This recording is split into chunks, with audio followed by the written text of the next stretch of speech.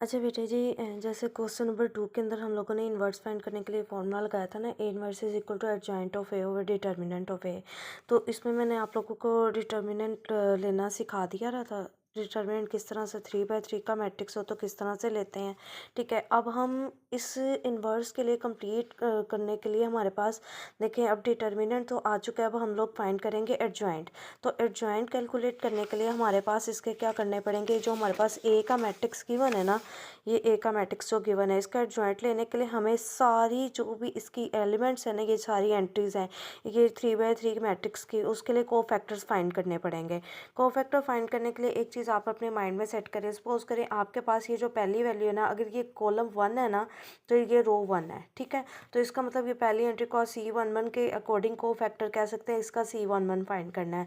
Second वाली entry है, अब ये देखिए सेकेंड कॉलम आ रहा है, लेकिन रो हमारे पास कौन सी आ रही, फर्स्ट ही आ रही है, तो रो 1 सेकेंड कॉलम। इसी तरह ये रो अभी तक 1 ही चल रही है, लेकिन कॉलम कौन सा आ गया, थर्ड आ गया है। सेम ऐसे ही इस एंट्री को सेकंड रो है, first column second row second column second row third column. इसी तरह ये थर्ड वाली रो है, third row first column third row second column third row third column आ गया। तो इसका मतलब हमें C11 C12 C13 जितने भी कोफैक्टर्स हैं सारे के सारे पहले इसके क्या करने पड़ेंगे, कैलकुलेट करने पड़ेंगे।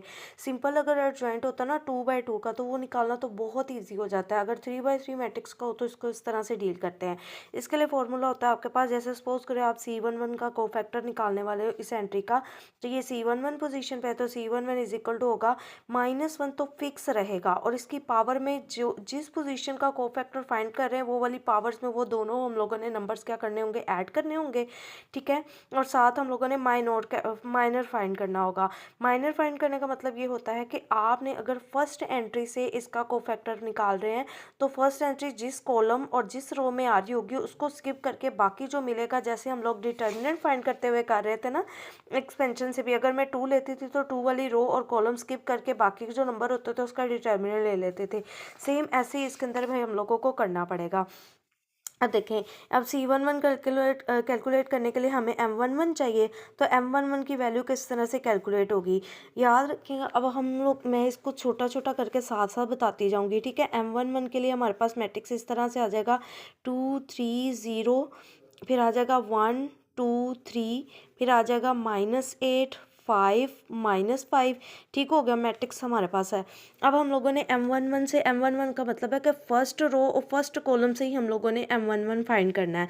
तो अगर मैं ये पहली एंट्री जिसको मैं सर्कल कर रही हूँ ना, ये जिस कॉलम में आ रही है उस पूरे को, ठीक है, और ये जिस रो में आ रही है उस पूरे को इग्नोर करते हुए बाकी जो एलिमेंट्स बचेंगे ना उनका हम लोगों ने डिटर्मिनेंट ले लेना है।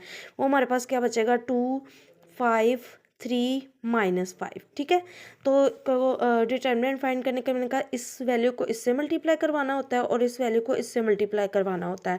तो हमारे पास 2 को किससे मल्टीप्लाई करवाएंगे हम, -5 से आ जाएगा, सेंटर में माइनस का साइन रहेगा। और ये याद रखना है हमेशा, पहले इसको इससे मल्टीप्लाई करवाना है फिर इसको इसके, अगर पहले इसको करवा के फिर इसको करवाएंगे तो आपका डिटर्मिनेंट रॉन्ग आ जाएगा।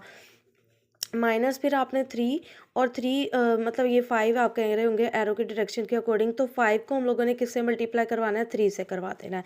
अब डिटर्मिनेंट फाइंड करते हुए हम सॉल्व कर लेंगे। 2 5 का क्या आ जाएगा, -10 हो जाएगा आपके पास, -5 3 का क्या आ जाएगा 15, तो -10 और -15 आपके पास आ जाएगा -25। ठीक हो गया, M11 हमारे पास आ गया, तो हमारे लिए को फैक्टर निकालना बड़ा आसान हो गया है। M11 जैसे ही आ जाएगा हम लोगों ने इधर वैल्यू पुट कर देनी है। तो -1 की पावर में हमारे पास क्या आ जाएगा, 1 + 1 से आ जाएगा स्क्वायर, और M11 की वैल्यू हमने क्या कैलकुलेट की हुई है, -25, तो इसके साथ लिख देंगे। ठीक है, अब देखें ये स्क्वायर, अगर किसी नेगेटिव नंबर का आपके पास पावर अगर इवन आ रही हो ना, तो वो उस इवन की वजह से वो नेगेटिव साइन क्या हो जाता है, ख़त्म हो जाता है। तो स्क्वायर की वजह से ख़त्म होकर आपके पास सिर्फ -25, इसका क्या आ जाएगा, पहला C11 को फैक्टर क्या हो जाएगा, कैलकुलेट हो जाएगा। सेम ऐसे ही अगर हम बात करें नेक्स्ट वाले की C12 की, तो C12 इस तरह से कैलकुलेट होगा।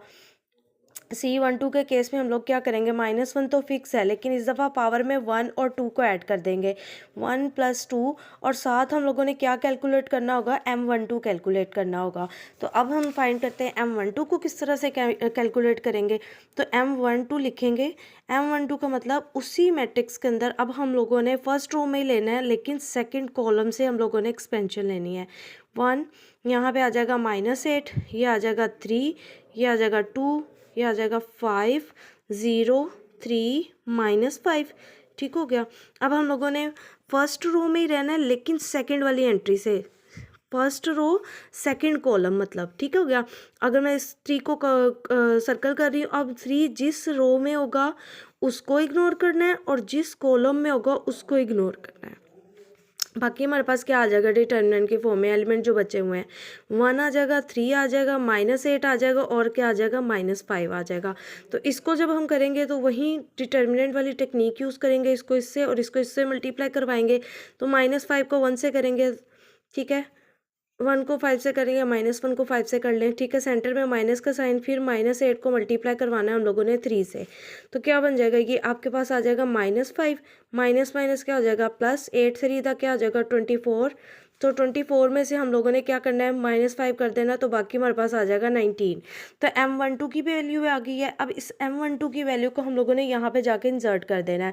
-1 ऐसे ही रहेगा, 1 में 2 ऐड करें तो आपके पास पावर बन जाएगी 3। M12 की वैल्यू हमारे पास क्या निकली है 19, तो हमने इसके साथ लिख देनी है। ठीक है।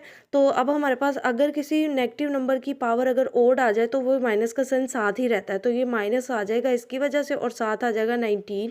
ठीक हो गया। तो हमारे पास C12 सेकेंड वाला कोफैक्टर हमारे पास क्या आ जाएगा -19 आ जाएगा।